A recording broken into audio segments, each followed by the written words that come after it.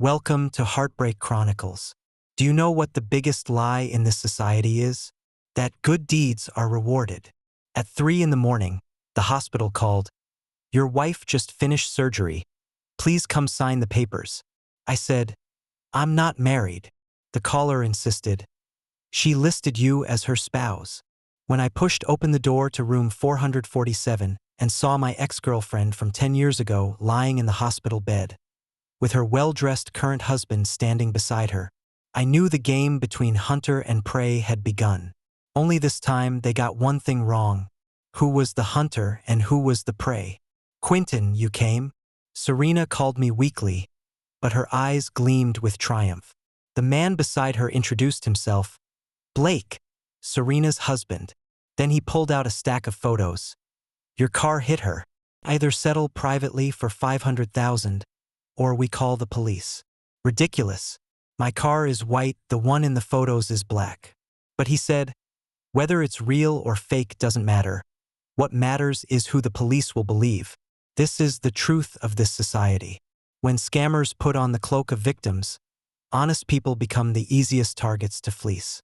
In the corridor, a nurse quietly told me, this woman has been hospitalized 3 times in 6 months, each time with a different husband. I laughed, not because it was funny, but because it was finally my turn to play this game. Back at the firm, I opened my computer. Data doesn't lie. Serena, medical records in 3 cities, large deposits after each accident. Blake, investment company owner, handled 17 traffic accidents in 2 years, all settled privately. This is a professional extortion gang. And me, a soft target in their eyes, a divorced accountant of 5 years. They thought I would quietly pay up. They thought I would be afraid of trouble. They thought I was still the naive fool from 10 years ago who got scammed out of all his savings and could only cry while looking for a lawyer. They were wrong. In these 10 years, I learned more than just bookkeeping. I learned how to make numbers speak, make evidence scream, and make criminals suffocate in the web they weave. My old friend Rex found the key information. Behind this is Marcus, the brother-in-law of the man you sent to prison last month. So that's it. I ruined his income stream, so he wants to ruin my life. This is the logic of vested interests. Touch my cheese and I'll take your life. But they forgot one thing. When prey awakens, the hunter becomes the hunted. I designed a trap. I had Rex find someone to pretend to be a wealthy Mark, actively seeking Blake's help. Meanwhile, I hacked into Serena's email. Don't ask how I learned that. Desperation teaches you everything. And discovered she was secretly transferring funds. Turns out thieves also guard against thieves. I sent Serena an anonymous text. Blake knows you're moving money. Then I quietly watched them tear each other apart. This is human nature.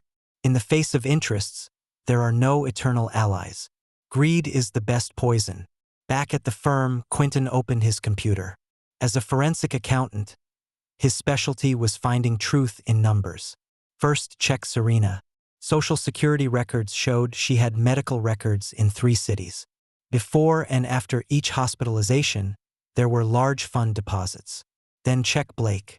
Supposedly an investment advisor, his company was only registered 2 years ago, but had unusually active cash flows.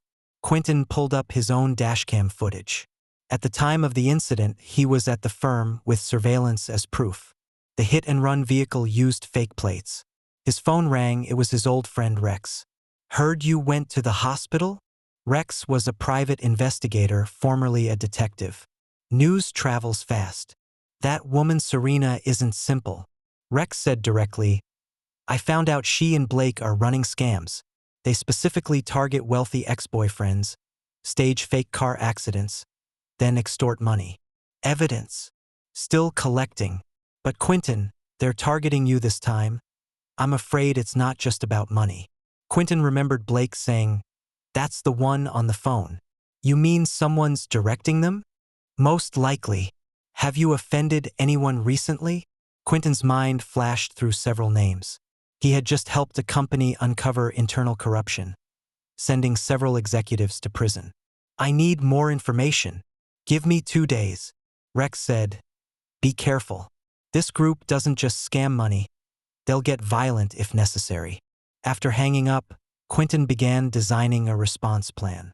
Since they wanted to play, he'd play with them to the end.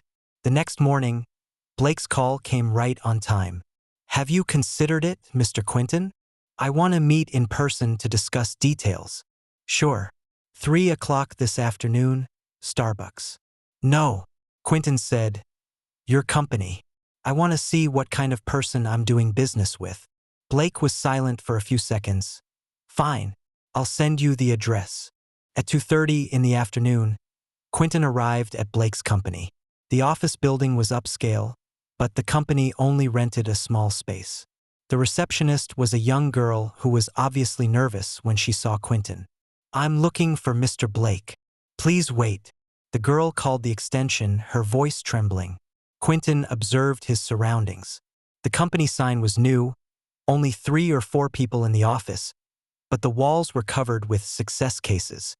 All were seemingly accidental settlement agreements. "Mr. Quentin." Blake came out. "Please come in." In the office, Serena was also there. Her arm was still in a cast, but she looked well. "Let's be direct." Quentin sat down. "I understand your routine. Fake accidents, fake evidence, real extortion." Blake's expression changed. "Mr. Quentin should have evidence before making accusations." "Evidence." Quentin took out his tablet. Serena hospitalized 3 times in 6 months, each time with different perpetrators paying compensation. Blake's company, established 2 years ago, handled 17 similar accidents. "Do you need me to continue?" Serena turned pale. "Quentin, Shut up." Blake interrupted her, looking at Quentin. "So what if everything you said is true? I can call the police." "Go ahead." Blake sneered.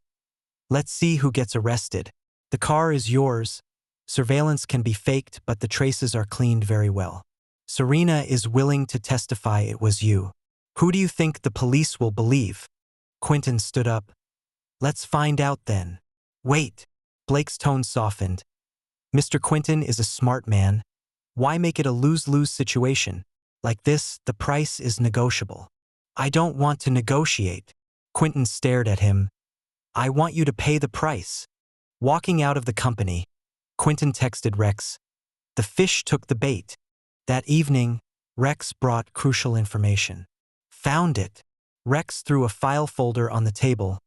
"Blake is backed by Marcus, the brother-in-law of that CFO you sent in last month." Quentin opened the file.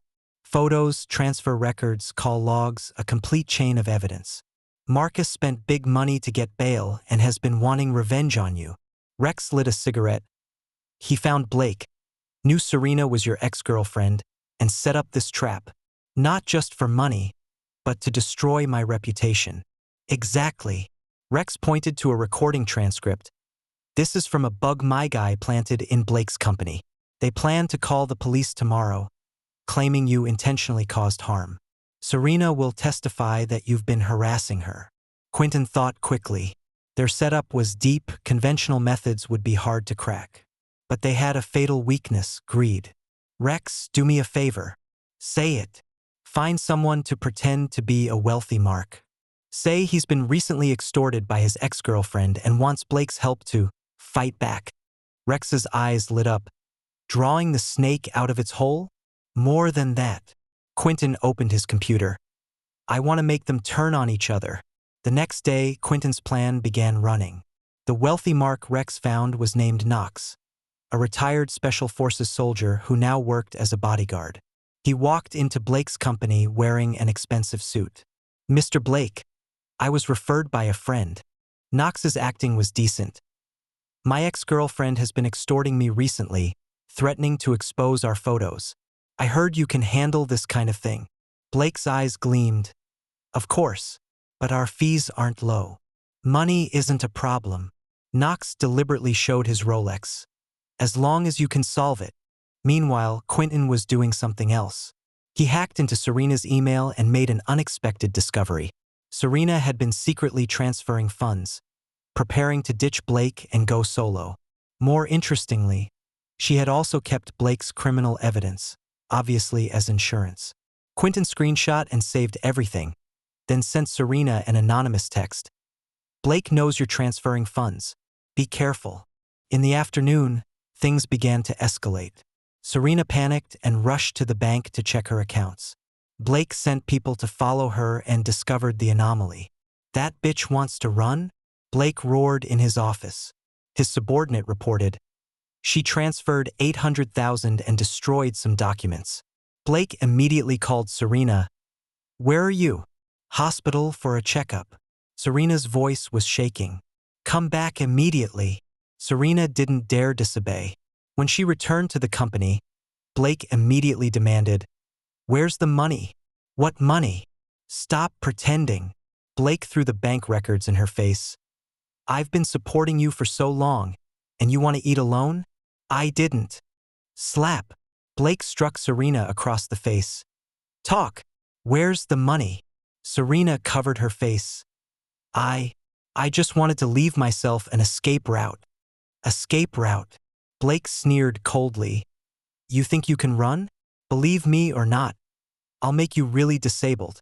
Outside the office, Knox happened to pass by and recorded everything with a hidden camera.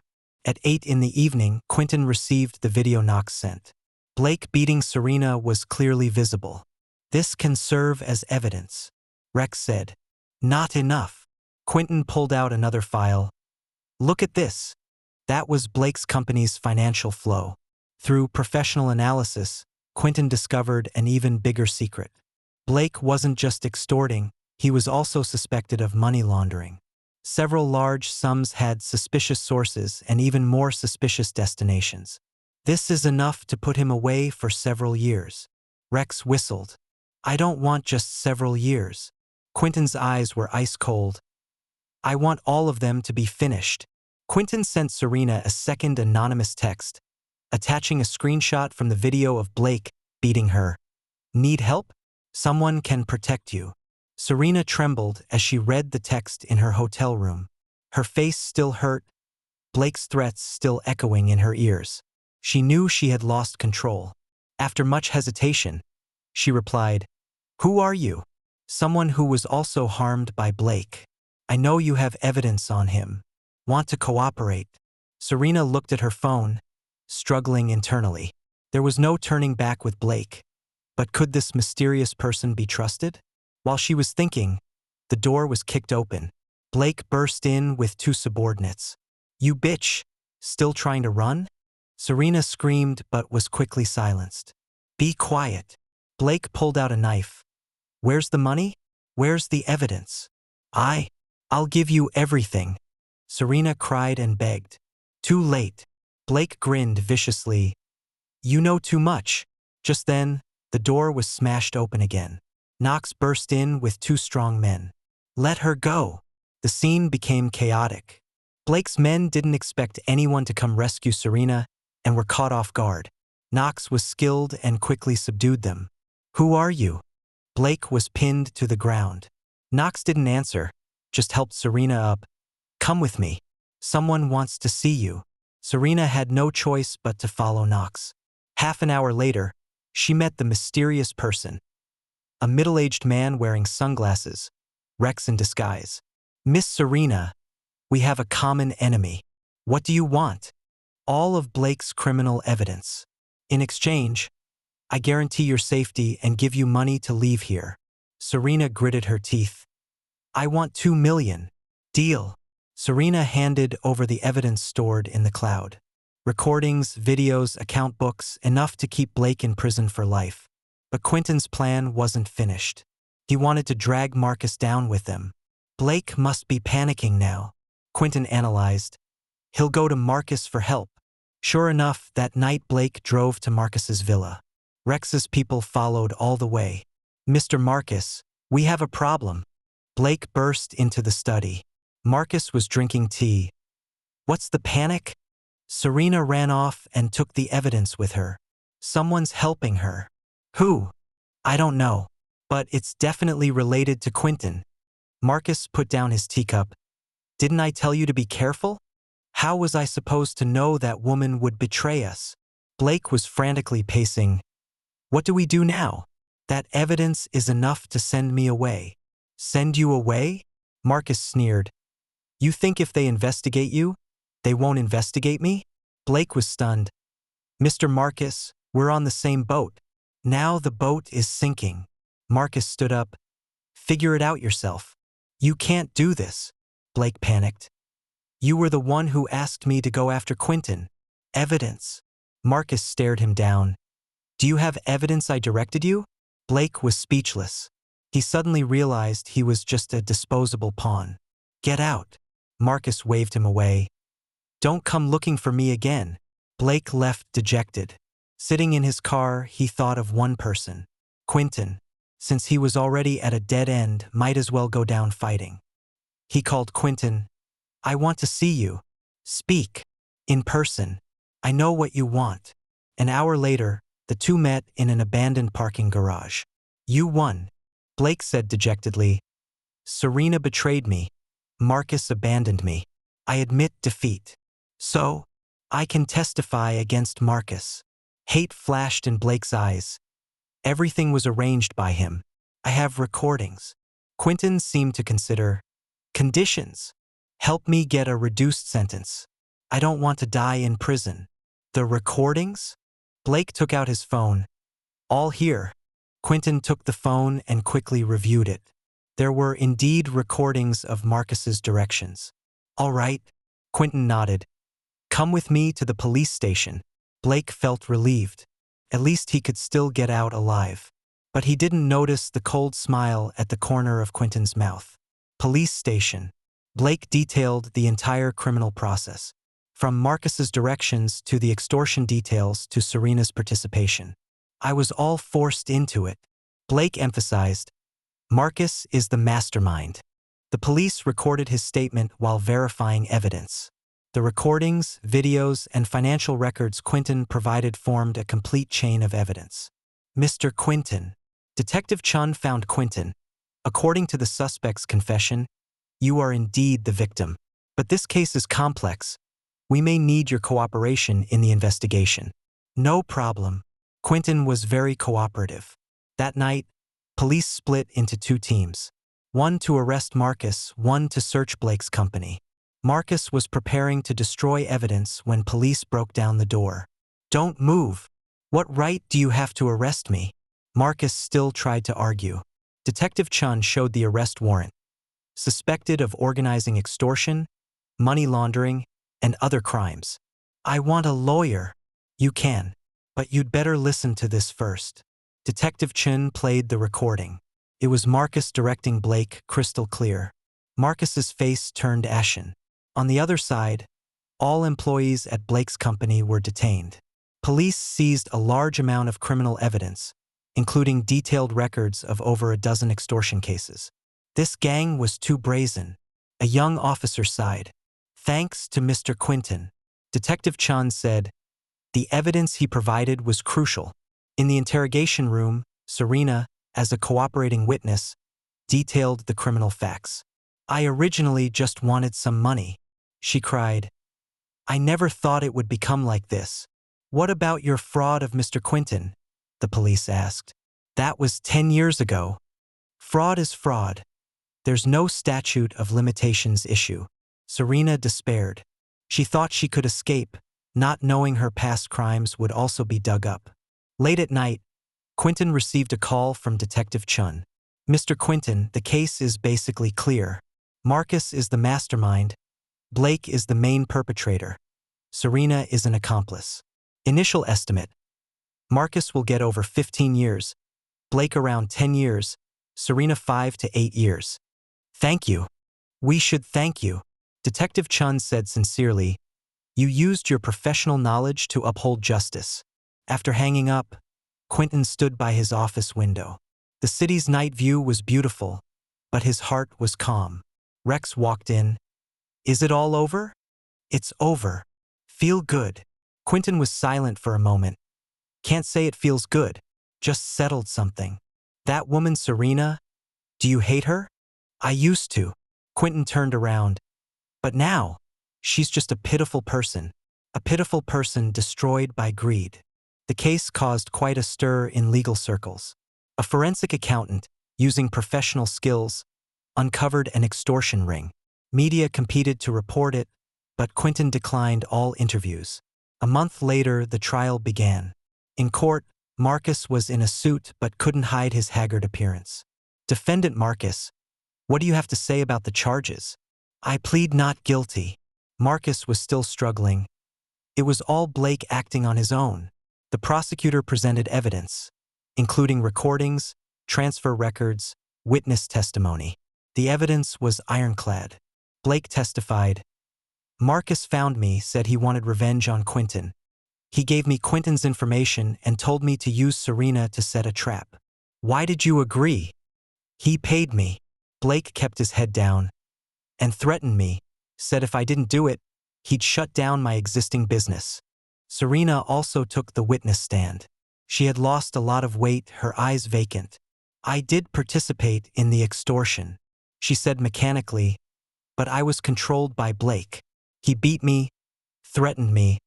I didn't dare disobey. What about defrauding Quinton 10 years ago? Serena was silent, then said quietly, I plead guilty. Quinton observed throughout, his expression calm. When Serena stepped down, their eyes briefly met. Serena's eyes showed guilt, regret, and more than anything, resignation. The trial lasted 3 days. Final verdict. Marcus, organizing and leading extortion, money laundering, sentenced to 18 years. Blake, extortion, illegal detention, sentenced to 12 years. Serena, fraud, extortion, sentenced to 7 years. When the verdict was announced, some in the gallery applauded. Walking out of the courthouse, reporters crowded around. Mr. Quinton, are you satisfied with the verdict? The law speaks for itself. Will you forgive Serena? Quinton stopped. Forgiveness isn't mine to give. What she needs is to redeem herself.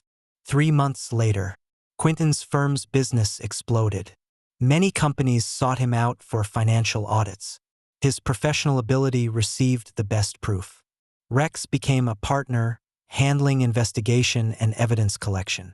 The two worked seamlessly together, solving several economic cases. This day, Quinton was reviewing reports when his secretary knocked. Mr. Quinton, a Miss Iris wants to see you. Says she's Serena's cousin. Quinton frowned. Let her in. A woman in her 20s entered, looking melancholy.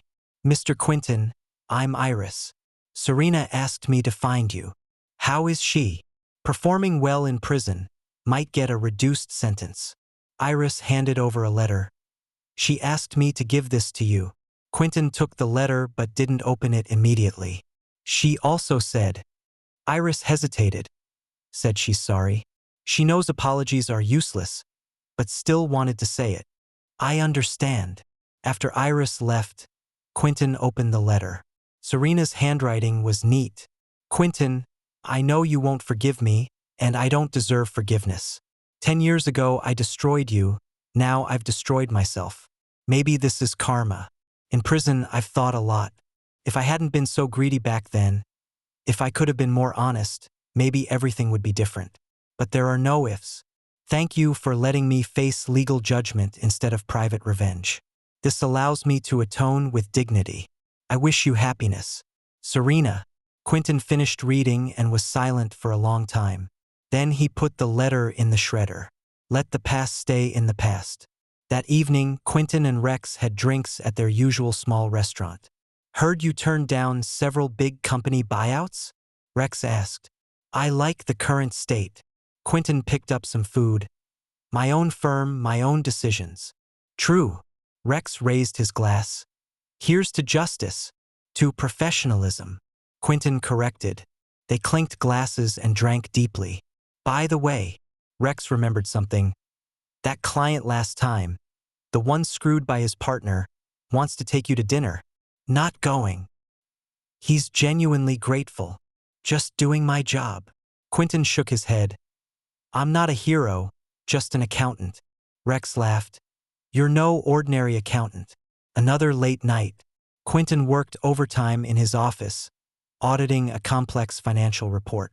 Numbers danced before his eyes. Every anomaly couldn't escape his notice. His phone rang, an unknown number.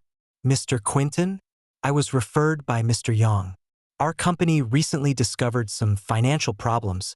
We'd like you to come to the office tomorrow morning for detailed discussion. Quinton interrupted. Bring all relevant documents. All right, thank you. After hanging up, Quinton continued working. Outside the window, city lights blazed, his life back on track. Past wounds remained, but no longer hurt. He had completed a thorough reckoning in his own way. Not for revenge, but for justice. On the computer screen, numbers continued dancing. Quinton pushed his glasses and smiled slightly. Some say the best revenge is living better than your enemies.